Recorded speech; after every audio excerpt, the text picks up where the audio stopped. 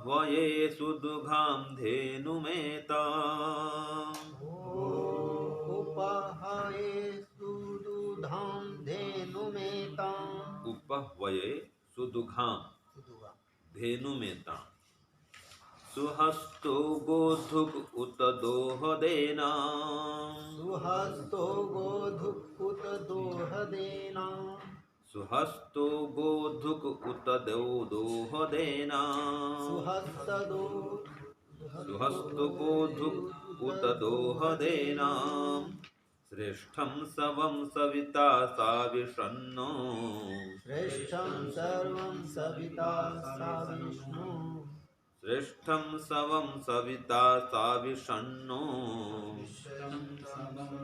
श्रेष्ठं सवं सविता साविषन्नो। अभिद्धो घर्मः तदुषु प्रवोचम्। अभिद्धो घर्मः तदुषु प्रवोचम्। तो कहा इसमें उपह्वये सुदुघां धेनुमेताम्। देखो यहाँ पर विद्या को धेनु कहा गया।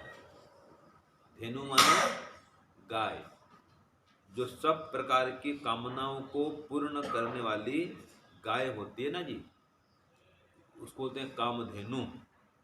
कामधेनु गाय सुना होगा आपने, कामधेनु गाय।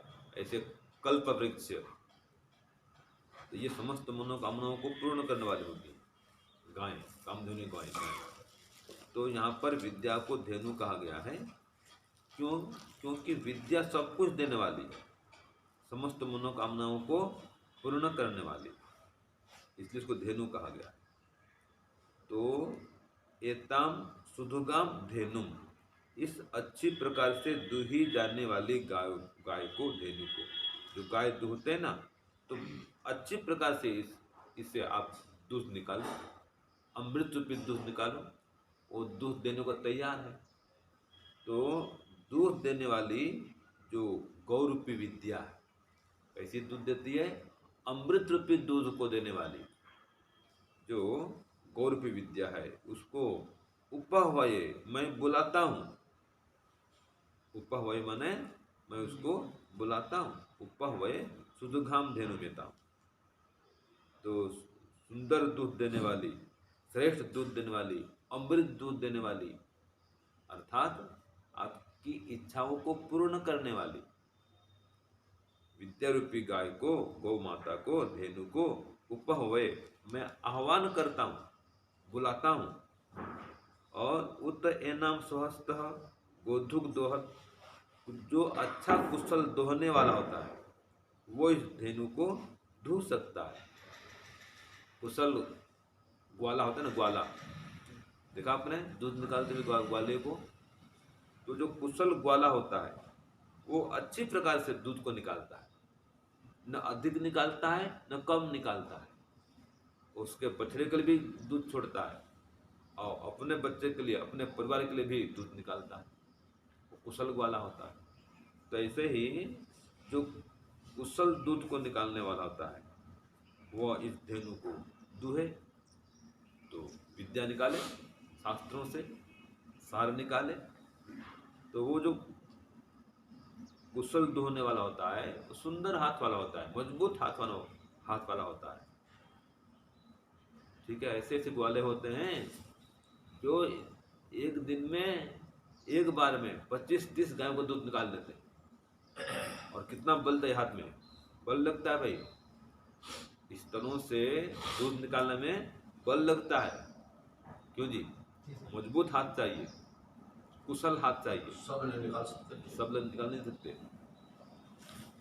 अगर नहीं अनाड़ी कोई होगा, नहीं जानेगा, तो नाखून लग जाता है।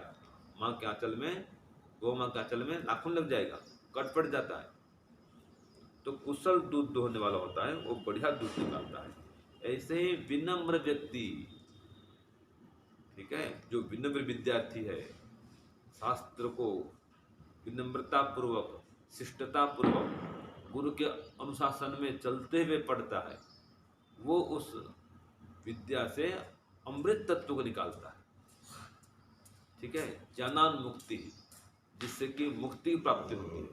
ऐसी विद्या को प्राप्त करता है, जिसको बोलते हैं यथार्थ विद्या, जिसको बोलते हैं विवेक ज्ञान, तत्व ज्ञान।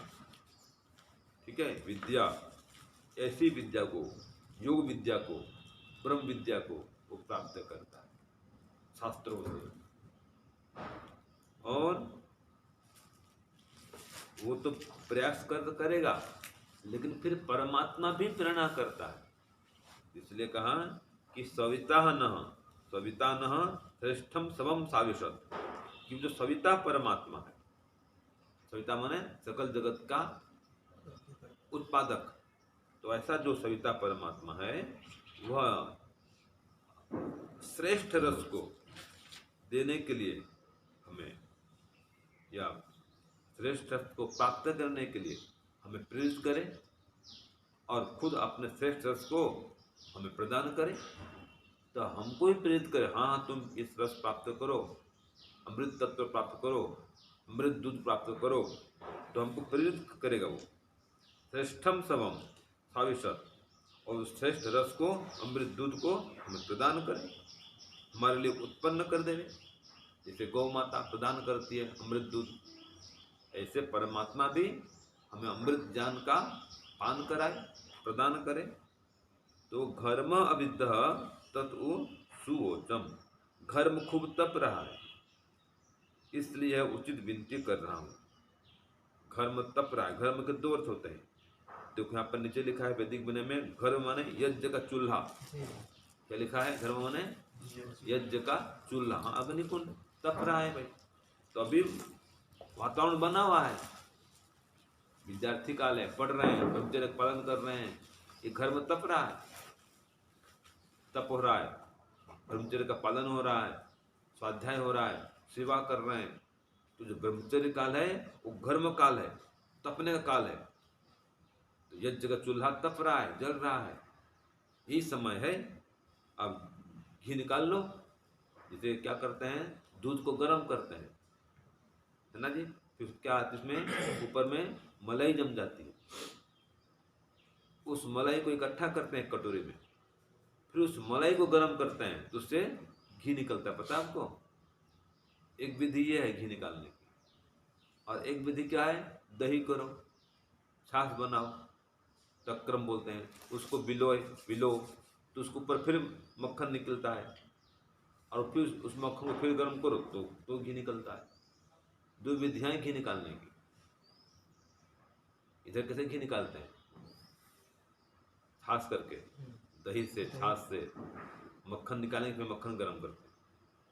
और अब जाओ छत्तीसगढ़ उड़ीसा में, वहाँ कैसे घी निकालते हैं, दूध गर्म करते हैं।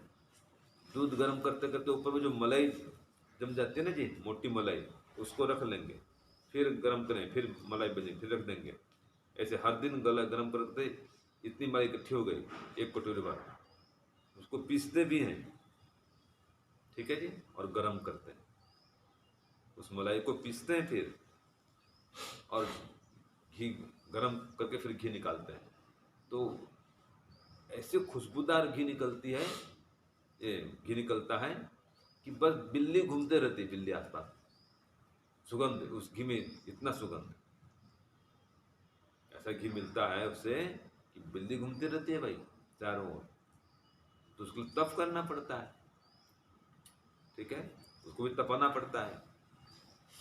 तो जब तक आप तपेंगे नहीं, आपका जीवन सुगंधित नहीं होगा, आपका जीवन लोगों के लिए उपयोगी नहीं होगा, यश कीर्तिमान आपका जीवन नहीं बनेगा, परोपकार युक्त जीवन नहीं हो पाएगा, आप समाज के लिए उपयोगी, लाभकारी नहीं हो पाएंगे।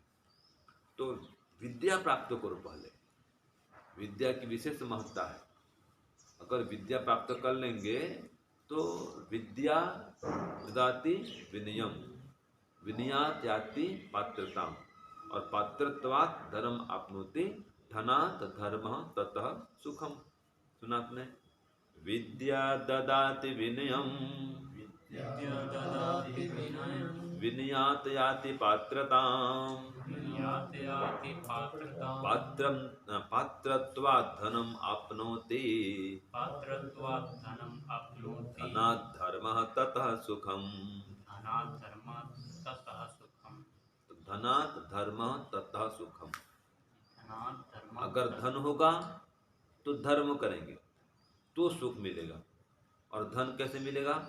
विद्या से। क्योंकि विद्या से पात्रता आती है, योग्यता मिलती है, व्यक्ति विद्वान बनता है। योग्यता बनी, पात्रता आई, तो योग्यता बनने से फिर धन की प्राप्ति होती है। पात्र व्यक्ति को धन मिलता है, योग्य व्यक्ति को धन मिलता है। और धन प्राप्त करके जब धर्म करता है तो उसे सुख की प्राप्ति होती है। तो बिना विद्या के आप संसार में सुखी नहीं हो सकते। और जो योग विद्या है, ब्रह्म विद्या है, वेद विद्या है, वो तो अद्भुत विद्या है। कोई विद्या है, सांसारिक विद्या भी हो, उसकी विशेषता है, महत्ता है कि विद्या, आप में जो विद्या है इसको कोई चुरा नहीं सकता। इसमें भाई भाई बंटवारा नहीं होता है, ये भारकारी नहीं है। और विद्या में कोई राजा का टैक्स नहीं है। इसका श्लोक है ना, क्या श्लोक है? न चौरहार्यम न च राज्यहार्यम न भातृभाज्यम न च भारकारी। लिखो, न चौरहार्यम न च राज्यहार्यम न चौरहार्यम न च राज्यहार्यम न भातृभाज्यम न च भारकारी न भातृभाज्यम न च भारकारी। व्यये कृते वर्धतेव नित्यं व्यये कृते वर्धतेव नित्यं विद्याधनं सर्वधनं प्रधानम् विद्याधनं सर्वधनं प्रधानम्। क्या उत्तर गार्थवादी कि न चौरहार्यम, इसको चोर चुरा नहीं सकता है, इसका हरण नहीं करता। विद्या रूपी धन को चोर हरण नहीं कर सकता। और न च राज्यहार्यम, राजा भी इसका हरण नहीं करता। राजा इस पर कोई टैक्स लगा नहीं सकता है। आप 1 करोड़ इकट्ठा करो रुपये में टैक्स लगा देगा। और आप चारों शास्त्रों को पढ़ लो, वेदों को पढ़ लो, याद कर लो, उसमें क्या टैक्स है भाई? कोई टैक्स नहीं है। फिर न भातृभाज्यम, भाई भाई में इसका विभाजन नहीं होता है, बंटवारा नहीं होता है। घर में संपत्ति इसमें तो हिस्सा है भाई। 1 करोड़ रुपया छोड़े हैं पिताजी, तो 2 भाई तो उसका 2 भाग बनेगा, है कि नहीं? दोनों भाई बांट कर लेंगे। लेकिन विद्या, एक भाई बहुत विद्वान बन गया और दूसरा भाई गरीब बन गया, नहीं ये मूर्ख बन गया, तो विद्या से हिस्सा वो नहीं ले सकता है। धन में तो हिस्सेदारी है घर की, विद्या में नहीं है। तो ये भाई भाई में इसमें बंटवारा नहीं होता है। और न च भारकारी, कोई भारकारी नहीं है, कोई बोझ नहीं है विद्या का कि लेके धो के चलो, ऐसा कुछ है नहीं। तो व्यय कृते वर्धते एवं नित्यम, जितना इसका व्यय करोगे इतना बढ़ता है। जितना पढ़ाओगे, लिखाओगे, बांटोगे, ये धन उतना बढ़ता है। इसलिए कहा विद्या धनम सर्वधनम प्रधानम, जो विद्या रूपी धन है सबसे प्रधान धन है। तो विद्या प्राप्त करो, ठीक है जी। और इसके लिए श्रद्धा चाहिए। विद्या प्राप्त करने के लिए, ज्ञान प्राप्त करने के लिए श्रद्धालु बने पर। गीता में कहा है श्रद्धावान लभते ज्ञानम। क्या कहा है जी? श्रद्धावान लभते ज्ञानम। जो श्रद्धालु होता है वही इस ज्ञान को, विद्या को प्राप्त कर सकता है। तो श्रद्धालु बनो और फिर पुरुषार्थी बनो, दोनों चाहिए। श्रद्धा भी चाहिए और पुरुषार्थ भी चाहिए। तो श्रद्धा और पुरुषार्थ से विद्या आती है, गुरु सेवा से विद्या आती है, गुरु को नियम में, अनुशासन में चलने से विद्या आती है, गुरु की आज्ञा का पालन करने में विद्या आती है, गुरु के चलो निर्देश में विद्या बढ़ेगी, विद्या आएगी। और सेवा नहीं करे, गुरु की बात नहीं माने, विद्या नहीं आएगी। गुरु का याद करना, पढ़ना, याद कर सुनाना, वो सुनता नहीं है, याद करता नहीं, विद्या नहीं बढ़ेगी। तो गुरु के अनुकूल चलने से विद्या भी बढ़ती है। तो ये जो विद्या है कामधेनु है, जो चाहो उससे प्राप्त कर सकते हो। मकान नहीं है, मकान प्राप्त कर लेंगे। जैसे कि कोई गुरुकुल ब्रह्मचारी पढ़ के निकलता है, जब पढ़ के निकलता है विद्वान बनता है, लोग बुलाते हैं आओ महाराज आओ, ये हमारे पास आश्रम है, गुरुकुल खाली पड़ा है, आओ आचार्य बनो। उसको बने बनाए गुरुकुल मिल जाता है, खुद को नहीं बनाना पड़ता। क्यों? विद्या है भाई, आचार्य बनो, पढ़ाओ लिखाओ, बने बनाए गुरुकुल मिल जाएगा आपको। तो विद्यावान बनो, विद्या अर्जित करो। तो इस प्रकार से विद्या जो है सर्वश्रेष्ठ धन है। जो भौतिक धन है वो साथ जाता नहीं है, लेकिन जो हमारा ये धन है आध्यात्मिक धन, वेद का ज्ञान, ये साथ में जाएगा। मरने के बाद भी संस्कार रूप सब चलेगा। जितना लिखे रहेंगे, पढ़े रहेंगे, याद के रहेंगे, जो ज्ञान अर्जित किए रहेंगे, ये सब साथ में लेके जाएंगे। ये सब साथ में जाएगा जन्म में, ये विशेषता है। इसलिए आप जो है ये संसार में आकर के विद्या बढ़ाओ। ये कहा है ना, दाने न पानी न तु कंकणे न, दाने न पानी न तु कंकणे न, ज्ञाने न शुद्धि न तु चंदने न। कि हाथ की शोभा किससे है? कंकण माने जो कड़ा पहनते हैं, चूड़ी पहनते हैं, कंगन पहनते हैं, इससे शोभा नहीं है, दान से शोभा है। दाने न पानी, पानी माने हाथ, दान से हाथ की शोभा होती है। और ऐसे कहा ज्ञान शुद्धि, ज्ञान से आत्मा की, मन की, अंतःकरण की शुद्धि होती है।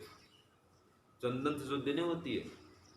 कोई सेंट लगाओ, इत्र लगाओ, इससे शुद्धि नहीं होगी। ज्ञान से आत्मा की, अंतःकरण की, मन की शुद्धि होती है। और मान्य तृप्ति न तु भोजन न, कोई व्यक्ति घर में आए उसका मान सम्मान करो, तृप्त हो जाएगा।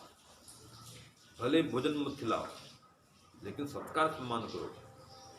जो मधुर वचन बोलो वह बैठने को दो। फिर कोई महाराज भोजन बन रहा है, थोड़ा बैठिए, तो बैठ जाएगा। नहीं तो कहीं से मंगा दीजिए, मैं भोजन मंगा रहा हूँ, ठीक है जी, वो तृप्त हो जाएगा। और खाना तो खिला दो और मान सम्मान कुछ दो नहीं, अपमानित करो, वो तृप्त नहीं होगा। तो यहाँ पर कहा ज्ञान दिन शुद्धि न तु चंदन न, ज्ञान शुद्ध होती है, इसलिए ज्ञान बढ़ाओ, विद्या बढ़ाओ। ये मुक्ति का साधन है, विद्या से मुक्ति मिलती है। विद्या अमृतम अश्नुते, विद्या से अमृत तत्व की प्राप्ति होती है, और अविद्या से बंधन होता है। इसलिए विद्या बढ़ाओ। तो जो विद्या धन है सबसे बड़ा धन है। इसलिए आता है ना, सर्वे साम्योदानानां ब्रह्मदानं विशिष्यते, सर्वेषामेव दानानां सर्वेषामेव दानानां ब्रह्मदानं विशिष्यते, ब्रह्मदानं विशिष्यते। वारि अन्नं गोमहिवासः, वारि अन्नं गोमहिवासः, तिलकांचन सर्पिसाम्। ये जितनी वस्तुएं दान के, इनमें विद्या का दान, ब्रह्म का दान, वेद विद्या का दान सबसे बड़ा दान है। इसलिए वेद विद्या सबसे महान, योग विद्या सबसे महान, ठीक है जी। इसलिए विद्या की महत्ता है, विद्या की श्रेष्ठता है। विद्या अर्जित करो, विद्या प्राप्त कर लेंगे ना जी तो राजा बन घूमेंगे। क्यों? स्वदेशे पूज्यते राजा, क्या कहा है जी? स्वदेशे पूज्यते राजा और विद्वान सर्वत्र पूज्यते। हाँ जी देखिए जी, स्वदेशे पूज्यते राजा और विद्वान सर्वत्र पूज्यते। ये विद्या की महत्ता है कि विद्वान व्यक्ति जहाँ जाए उसकी पूजा होगी, देश विदेश जहाँ चला जाए। और राजा को अपने देश में माने कि हाँ ये हमारा राजा है भाई, उसका चलता है नियम कानून, अपने देश में चलाएगा वो। और विद्वान कहीं भी पहुँच जाए भाई ऐसा करना चाहिए, करना चाहिए, सब लोग मानेंगे विद्वान है भाई। तो विद्वान सर्वत्र पूज्य है। इसलिए विद्वान बनिए, विद्या प्राप्त करिए और जीवन को सफल बनाइए, ठीक है। इसीलिए कहा है आर्य समाज के 8वें नियम में, विद्या की वृद्धि और अविद्या का नाश करनी चाहिए। तो विद्या बढ़ाओ, यही मोक्ष का उपाय है। ओम शांति ओम शम। सबको सादर